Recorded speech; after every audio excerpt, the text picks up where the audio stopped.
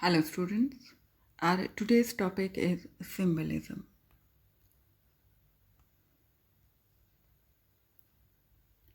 What symbolism is, when something represents something else, it is called symbolism. So, in other words, when ideas are represented through symbols, it is called symbolism. And what is a symbol? A symbol is something that stands for something else, like the lion is a symbol of courage. When words are used as symbols, they have a deeper meaning. So, their use gives the literary work more richness and color and enhances or adds to the value of work. And the word symbol is derived from the Greek symbol,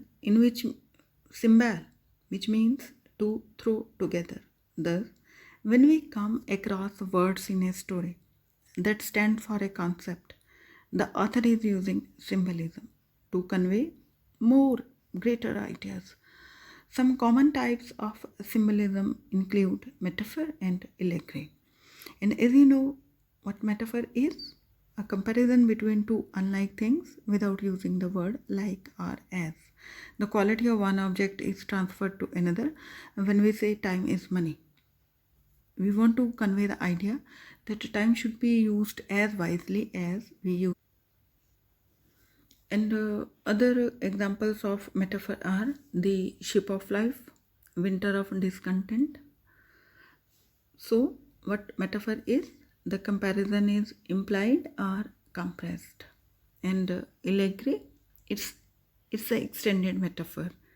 It's a story with double meaning, surface meaning, and under the surface meaning or hidden meaning.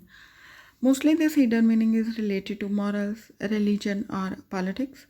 Metaphor and symbols are continued throughout the story. In the novel Animal Farm by George Orwell, animals on the farm are used to represent the events leading up to the Russian Revolution. So, metaphor is in words, and allegory is the extended metaphor, and it depends upon it for its effect in the story. An important art movement in the late 19th century was also given the name of symbolism. Examples of symbolism are the entire structure of Dante's Divine Comedy is symbolic. In Shakespeare's Macbeth, there is a recurrence of the blood image symbolizing guilt and violence. In King Lear, the king's clothes symbolize authority. The poetry of William Blake and Shelley is very rich with symbolism. The shooting of the albatross in Samuel Taylor Coleridge's Rime of the Ancient Mariner, written in 1798, is symbolic of sin and stands for lack of respect for life and the natural order. In prose, William Golding's Lord of the Flies, written in 54, Pincher Martin in 56, and The Spire, written in 1964, depend upon powerful symbolism capable of more than one interpretation. The symbolist movement designates especially a group of French writers, beginning with Charles Baudelaire, Arthur Rimbaud, Paul Verlaine, and Paul Valéry.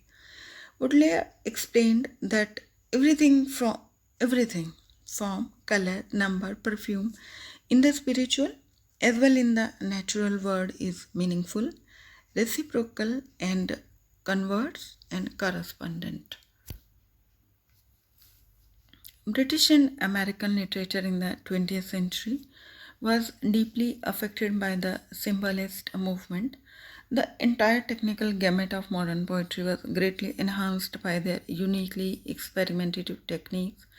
Symbolist theories and symbolism slowly made their way into the poetry of modernists like T.S. Eliot and W.B. Yeats, and in the modern novel as represented by Virginia Woolf and James Joyce, where images and notions often became more important than the actual narrative.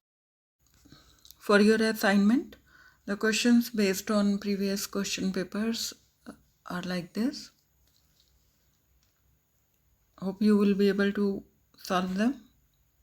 Thank you for joining today's class.